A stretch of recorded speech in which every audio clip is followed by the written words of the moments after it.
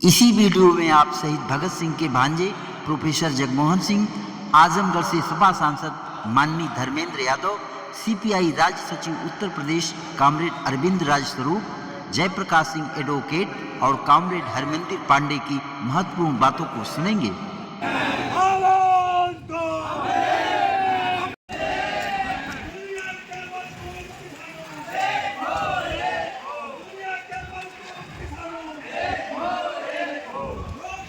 साथियों नमस्कार, मैं जितेंद्र हरी पांडे, साथी चैनल से। क्या आप जानते हैं दुनिया के लोकतंत्र के इतिहास में एक झंडा और एक चुनाव निशान वाली राजनीतिक पार्टी कौन है? जी हाँ, वह है भारत में भारतीय कम्युनिस्ट पार्टी, जिसकी स्थापना उत्तर प्रदेश के कानपुर में 1925 में हुई। भारत की आजादी के बाद वर्ष 1952 के प्रथम आम चुनाव से लेकर अब तक जिसका झंडा और चुनाव निशान एक है। सीपीआई यानी कम्युनिस्ट पार्टी ऑफ इंडिया अपने बलिदान और संघर्षों का बेमिसाल 100 साल देश भर में मना रही है। सीपीआई आजमगढ़ ने 29 व 30 नवंबर 2025 को अपने 100 साल के संघर्ष को एक रैली और गोष्ठी आयोजित करके मनाया। इस कार्यक्रम में मुख्य अतिथि वक्ता शहीद आजम भगत सिंह के भांजे प्रोफेसर जगमोहन सिंह थे। आजमगढ़ के प्रमुख चौराहों को लाल झंडों से सजाया गया था। कार्यकर्ता खूब जोश में नारे लगा रहे थे। भगत सिंह के भांजे को देखने, मिलने, सुनने वालों का तांता लगा। रैली के दूसरे दिन भगत सिंह के विचारों की प्रासंगिकता पर गोष्ठी में मुख्य वक्ता शहीद भगत सिंह के भांजे, पंजाब एग्रीकल्चर विश्वविद्यालय लुधियाना के पूर्व head of department computer science और शहीद भगत सिंह शताब्दी फाउंडेशन के अध्यक्ष प्रोफेसर जगमोहन सिंह ने कहा कि भगत सिंह के इनकलाब का बीज आजमगढ़ की माटी में जिंदा है।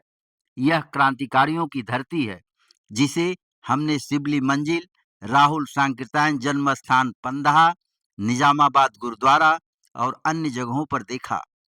अपने मामा भगत सिंह के बारे में कहा कि वे 23 साल के जीवन में 350 से अधिक किताबों को पढ़ चुके थे।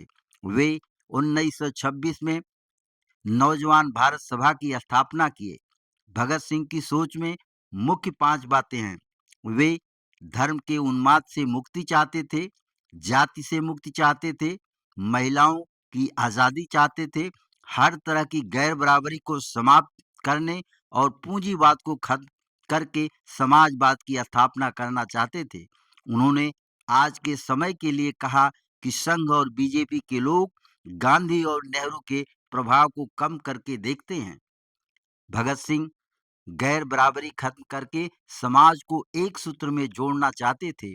वहीं वर्तमान बीजेपी सरकार नफरत और गैर बराबरी को बढ़ा रही है। प्रोफेसर जगमोहन सिंह ने कहा कि आजमगढ़ की यह यात्रा मेरी कोई तीर्थ यात्रा नहीं है, यह मेरी क्रांति यात्रा है। उन्होंने कहा कि राहुल सांकृत्यायन ने जहां से निकलकर दुनिया को रास्ता दिखाया, वहीं आज भी उनके जन्म स्थान तक जाने के लिए पक्की सड़क तक नहीं है। ये कहा कि आपने लोगों के लिए कैसे जीना है, तो लोगों की रक्षा में कैसे खड़े होना है, तो ये लेकिन उसमें जब उन्होंने अंग्रेज़ों ने आम लोगों से छीन के जागीरदारी को दे दिया, जैसे सिंह सभा कहते हैं, तो ये छेड़छाड़ हुई कि गुरु गोबिंद सिंह का नाम नहीं लेना। जैसे आम ताकि आप महाभारत घर नहीं ला सकते, आपको पता है कि ये एडिक्ट था कि महाभारत नहीं करना, गीता ला दी। महाभारत क्यों नहीं? क्योंकि मैं आखिरी आपको कि महाभारत के 4-5 सबक है जो मैंने सीखे। पहला तो है कि जब लालच इतना बढ़ जाए कि आप 5 गांव अपने भाइयों को ना छोड़ें, तो महाभारत का कि जो उसकी बसात बिछ गई। फिर है कि जब लड़कियों की बेइज्जती हो और सब चुपचाप देखें, तो ये महाभारत का अगला सबक है। और अगर द्रोणाचार्यों को मारना है कैसे मारेंगे? आधे सच से, जो आज हो रहा है। अश्वत्थामा मारा गया, लेकिन हम आपको ये नहीं बताएंगे कि अश्वत्थामा हाथी है कि उसका लड़का। और नौजवानों को मारना है तो अभिमन्यु कैसे मरा? आधे ज्ञान से। तो इसलिए जो आज आधे ज्ञान और आधी आधी बात की चल रही है, ये उस महाभारत को लागू किया जाए। और ये मैं नहीं कह रहा, ये हेनरी किसिंजर जो मतलब मोदी जी के एडवाइजर ग्रुप में थे, तो उनका एक आर्टिकल था कि भारतवासियों को लड़ाई के लिए मानसिक तौर पर तैयार किया जा सकता है, क्योंकि महाभारत को इस तरह बताओ कि लड़ना जो है वो जरूरी है। तो ये जो चीज़ें हैं बहुत पैमाने पर है, और इसीलिए ये है कि आज हम उन चीज़ों को रिविजिट करें। और इतिहास कभी भी दोबारा वही नज़र आता है, लेकिन वो क्वालिटेटिवली डिफरेंट हो चुका होता है, आज भी है। तो इसलिए आज भगत सिंह और उनके साथियों को इस पूरी मूवमेंट्स के साथ, तभी मैं कहता कि हम कहें, और जलियांवाले बाग में भगत सिंह के पहुंचने का भी एक कारण था।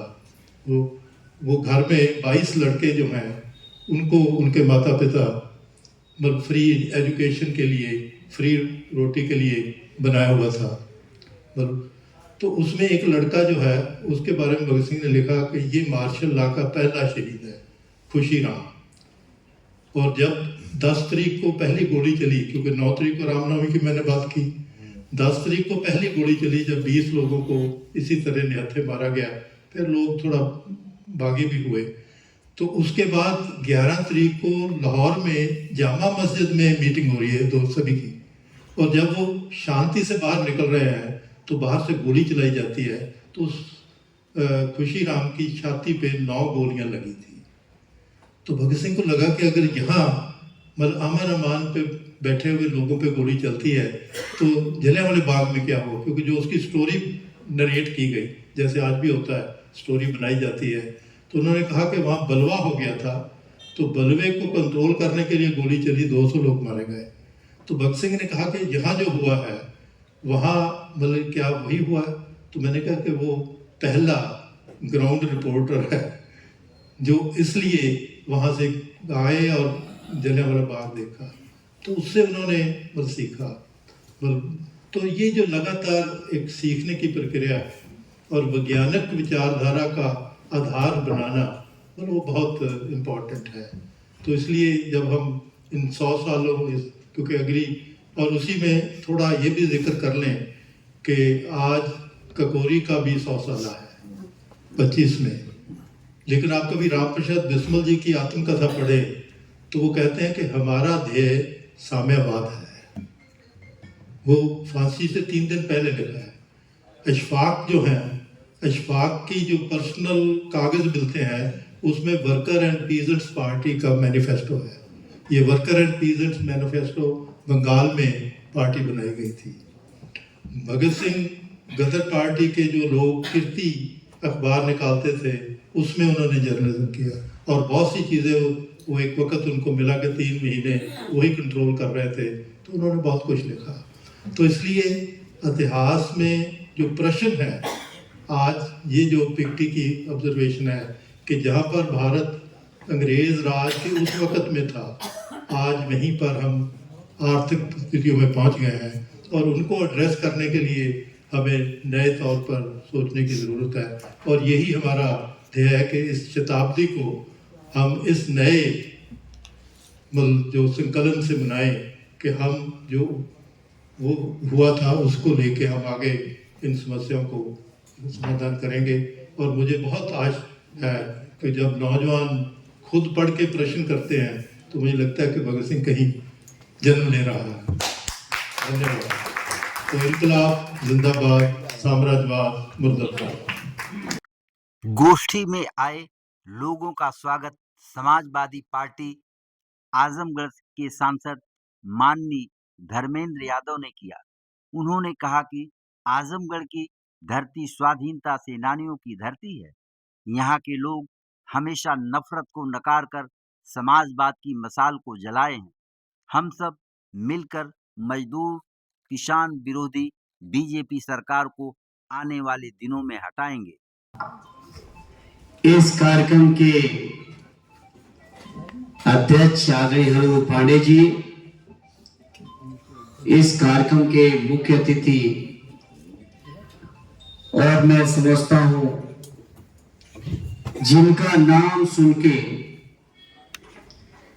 मेरे नहीं, मेरे जैसे देश के करोड़ों नौजवानों नहीं, कई पीढ़ियों से जिनको सुनकर, जिनका नाम सुनकर, जिनकी विचारों को सुनकर पढ़ के मैं समझता हूं नौजवानों के अंदर एक जज्बा पैदा हो जाता है राष्ट्रभक्ति का।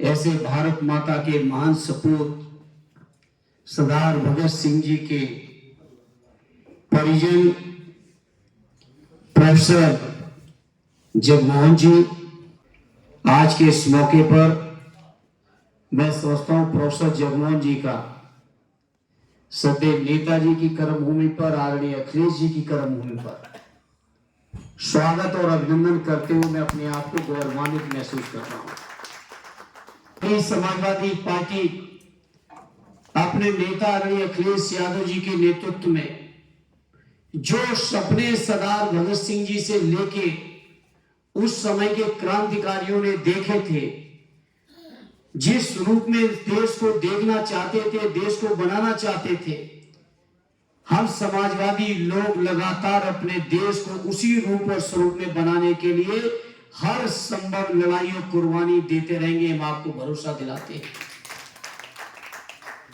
ये हम समाजवादियों का सौभाग्य है कि जिस महान व्यक्तित्व के श्री मुख से सबसे पहले समाजवाद शब्द निकला, सरदार भगत सिंह जी के,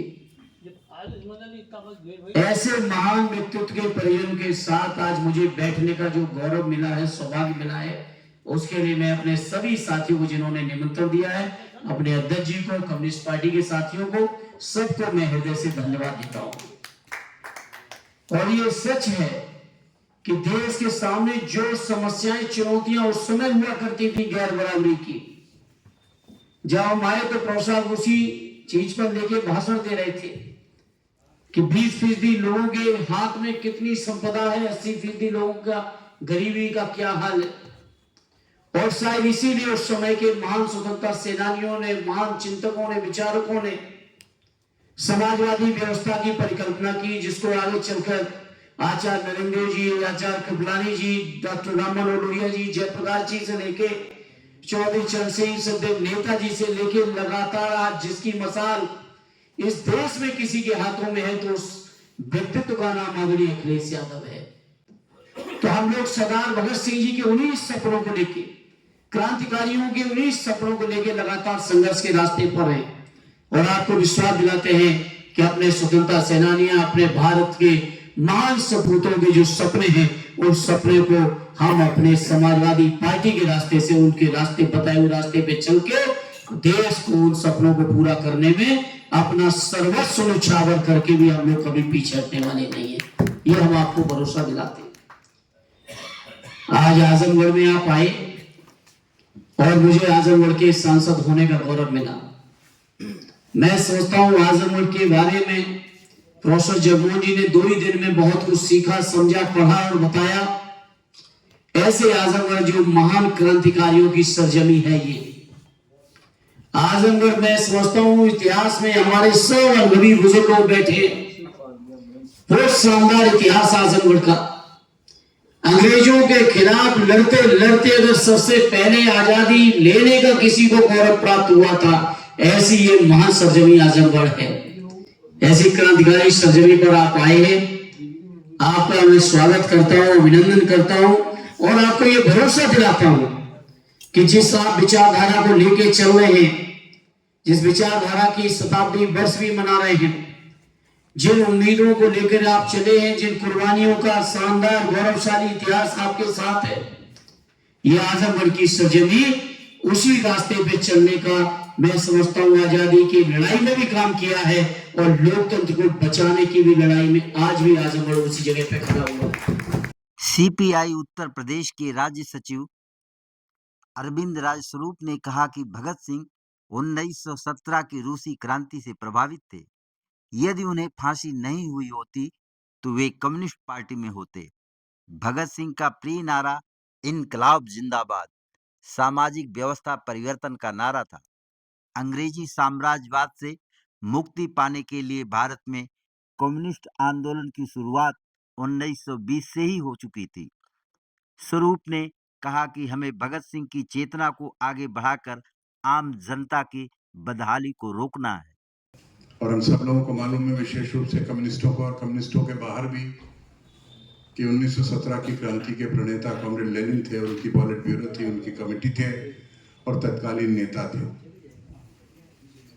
उनके भाई ने एक रास्ता पकड़ा था। मुझे उनके भाई का नाम इस समय स्मरण नहीं आ रहा। अलेक्जेंडर का यकीन था कि इंडिविजुअल एनिहिलेशन, यानी किसी व्यक्ति को मार के क्रांति का उससे उभार पैदा हो, ऐसी विचारधारा थी। परंतु कॉमरेड लेनिन ने अपने तजुर्बों से, अपने अध्ययन से, मार्क्सवाद के अध्ययन से ये समझा और अपने ब्रदर को कहा कि अलेक्जेंडर का रास्ता मेरा रास्ता नहीं है। इससे मैं शुरू करना चाहता हूँ। 1917 में क्रांति हुई। सेंट्रल एशिया में कुछ नौजवान इकट्ठे हुए। 17 की क्रांति के बाद सेंट्रल एशिया, ताशकंद पहुंचना बड़ा मुश्किल था, पर वहां पहुंचे और कम्युनिस्ट पार्टी की नामकरण सेंट्रल एशिया में हुआ। इतिहास के पन्नों में है, पढ़ा जा सकता है। सन 20 से 22 के बीच में 1925 में कानपुर में कम्युनिस्ट पार्टी की स्थापना हुई। मैंने कल भी कहा था और आज फिर दोहरा रहा हूं। क्यों? अभी मैं चंडीगढ़ में था। चंडीगढ़ में पार्टी का महाधिवेशन था। तो हमारी पार्टी का तरीका होता है कि अपने महाधिवेशन में हम सीपीएम की भी लीडरशिप को बुलाते हैं और सीपीआई-एमएल की भी लीडरशिप को बुलाते हैं और उनके वरिष्ठ नेताओं को वहां हम दावत देते हैं, वो बुलाते हैं। अन्य बुद्धिजीवियों को भी बुलाते हैं। और इत्तेफाक की बात है, वहीं पर मेरी पहली मुलाकात प्रोफेसर जगमोहन सिंह से हुई और वही फोटो आज भी मेरे पास है आपके साथ। तो सीपीआई-एमएल के general secretary comrade Dipankar Bhattacharya ने बोलते हुए कहा कि हम भारतीय कम्युनिस्ट पार्टी की स्थापना का दिवस वही मानते हैं जो भारतीय कम्युनिस्ट पार्टी मानती है, 2025। ये दीपंकर भट्टाचार्य जी ने अपनी स्पीच में कहा। कॉमरेड बेबी ने कहा कि 1925 में कानपुर की स्थापना कॉन्फ्रेंस हुई थी और उसके पहले ताशकंद में लोग मिले थे। हकीकत है, मिले थे। 1925 में जब स्थापना हुई, मैं इत्तेफाक से कानपुर का हूं। 1925 में जब स्थापना हुई, मैंने कल भी बोलते हुए कहा था और अच्छी बात दोहराते हुए कोई बुरा नहीं, comrade S A Dange, Muzaffar Ahmad और अन्य नेता, 4 नेता, बड़े नेता तत्कालीन कानपुर की जेल में बंद थे। ये इतिहास है। और जब वहां पर तय हुआ कि सम्मेलन होगा, तो अंग्रेजों ने 4 नेताओं को उठा के सीतापुर में ट्रांसफर कर दिया, सीतापुर जेल में। पर वहां सम्मेलन हुआ और सम्मेलन में 2020 के बाद ठीक ही कहा एक प्रबुद्ध वक्ता ने, कांग्रेस की एक्टिविटी की धारा बदल गई थी गांधी जी के आगमन के पश्चात। और जब वहां पर सम्मेलन हुआ 1925 में, 25, 26, 27, 28 तो कांग्रेस का अधिवेशन भी था परेड मैदान में। 25, 26 में कम्युनिस्टों का अधिवेशन हुआ, 27, 28 तक कांग्रेस का अधिवेशन चला। मौलाना हसरत मोहानी, गणेश शंकर विद्यार्थी, सब कम्युनिस्ट पार्टी के सम्मेलन को करवाने में शामिल थे। मौलाना हसरत मोहानी तो चेयरमैन ही थे उसकी कमेटी के। पर उसको क्यों कहा गया कि सम्मेलन हुआ 1925? इसलिए कहा गया कि मद्रास प्रेसिडेंसी से, कलकत्ता से, पंजाब से, दक्षिण भारत से, उत्तर भारत के अलग अलग ग्रुप वहां पर इकट्ठे हुए थे और वो संगठित शक्ति वहां इकट्ठी होकर उन्होंने तय किया था कि अब इसको हम कहेंगे भारतीय कम्युनिस्ट पार्टी का स्थापना सम्मेलन। तुम सन 25 से कानपुर के सम्मेलन से स्पष्ट करते हैं और कहते हैं कि 1925 में हम कानपुर में स्थापित हुए थे और वहां से तहरीक आगे चल निकली। दुनिया के तमाम इनकलाब, दुनिया के तमाम सामाजिक, राजनीतिक आंदोलनों, बदलावों की विधिवत उन्होंने अध्ययन किया। अध्ययन करने के बाद आपको नहीं लगता जिस नौजवान भारत सभा की शताब्दी की बात की जा रही है, उसका घोषणा पत्र, कॉमरेड्स, मिलना चाहते हो आप भगत सिंह से? और व्यक्ति मरता है, शहीद कभी नहीं मरता। हम जो जिंदा है उनका जिंदाबाद करते हैं, लेकिन जो हमारे बीच में नहीं है हम कहते हैं अमर रहे। अमर हैं और अमर रहेंगे। उनकी किताबों को, उनकी रचनाओं को साथी जयप्रकाश नारायण ने एक चर्चा किया, उन्होंने जिक्र किया कि मैं नास्तिक क्यों हूं। ये भगत सिंह के जीवन का दार्शनिक पक्ष है। किस दर्शन में, वह कौन सा दर्शन है दुनिया का जो ईश्वर को नहीं मानता, जो धर्म को अफीम मानता है?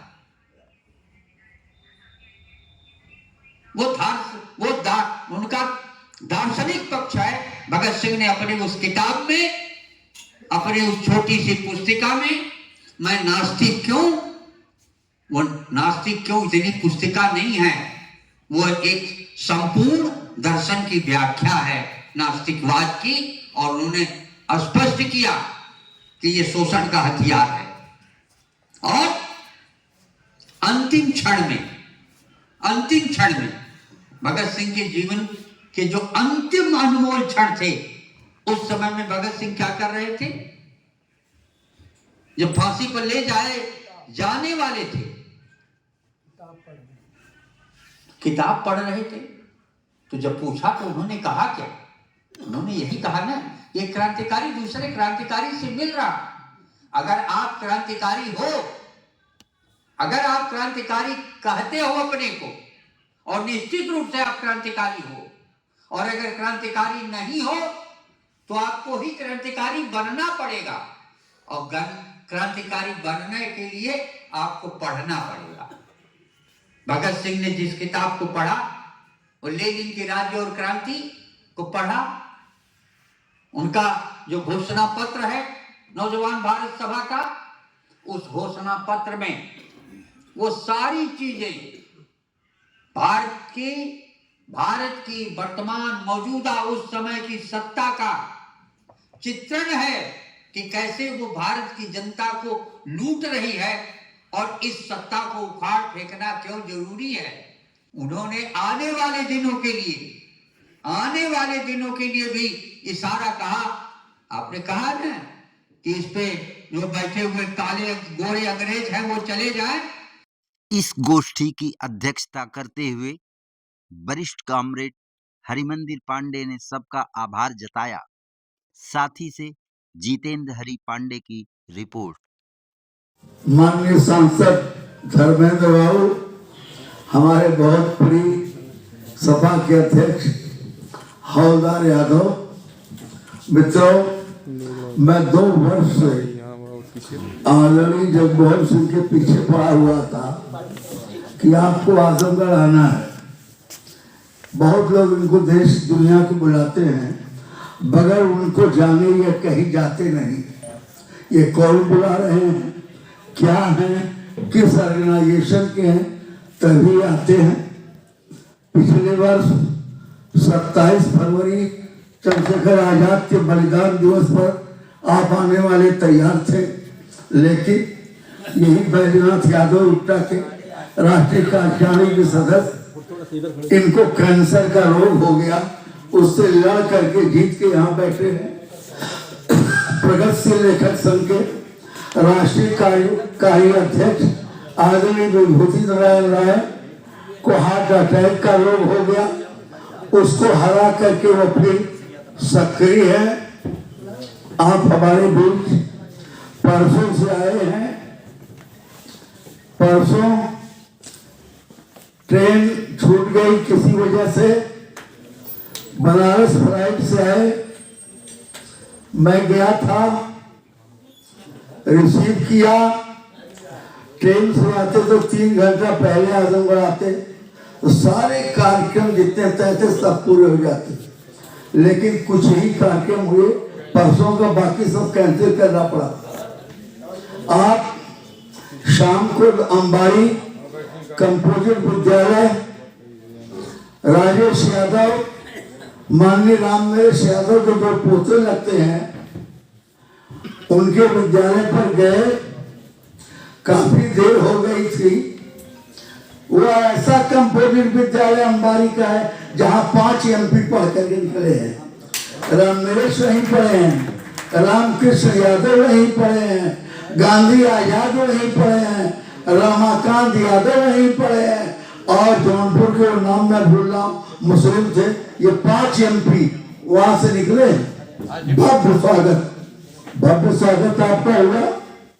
पूरा माए मेहमान, ये सब उन्होंने कहा था कि आप मुझे आजमगढ़ बुला रहे हैं, मैं सब जानता हूँ, पढ़ा हूँ, तो मुझे कैथी का गांव दिखा दीजिएगा।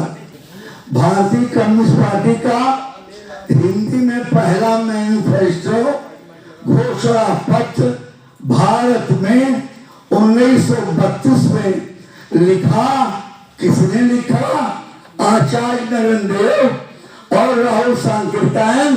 अंग्रेजी से हिंदी में पहला मैनिफेस्टो ये 1932 में आया और छप रहा था सरस्वती प्रेस। मुंशी प्रेमचंद उस घोषणा पत्र को छाप रहे थे।